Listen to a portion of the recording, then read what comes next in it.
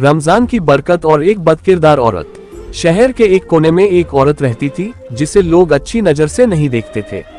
उसका नाम सलमा था, लेकिन उसका चाल चलन और आदतें बहुत बुरी थीं। वह हराम कमाई करती, लोगों को धोखा देती और हर तरह के गुनाहों में शामिल थी। लोग उससे दूर रहते और कोई भी इज्जतदार शख्स उसके घर के पास तक नहीं जाता। रमजान का चांद नजर आया और पूरा शहर इबादत और रोजे में मशगूल हो गया। मगर सलमा की जिंदगी पहले जैसी ही थी। एक दिन जब वह रात के अंधेरे में अपने बुरे कामों में मशगूल थी तो अचानक उसके दिल में अजीब सी बेचैनी महसूस हुई।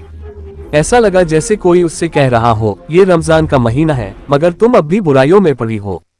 उसने इस आवाज को नजरअंदाज किया, मगर अगले दिन फिर से उसके दिल में वही आवाज गूंज उठी।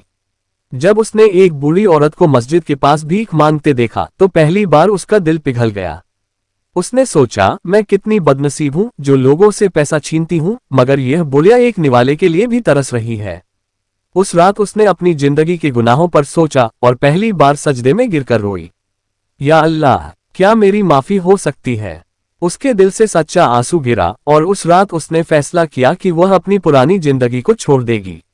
अगले दिन सुबह वो मस्जिद गई और वहां एक बुजुर्ग मौलवी साहब से मिली। उसने अपनी सारी कहानी सुनाई। मौलवी साहब ने कहा, अगर तुम सच्ची तौबा कर लो तो अल्लाह की रहमत तुम्हारे गुनाहों को धोकर तुम्हें नई जिंदगी दे सकती है। उस दिन के बाद सलमा की जिंदगी बदल गई। वह इबादत में मशगूल हो गई, अपनी हराम कमाई गरीबों में बांट दी और रमजान के आखिरी अशरे में अपनी सारी बुराइयों से तौबा कर ली।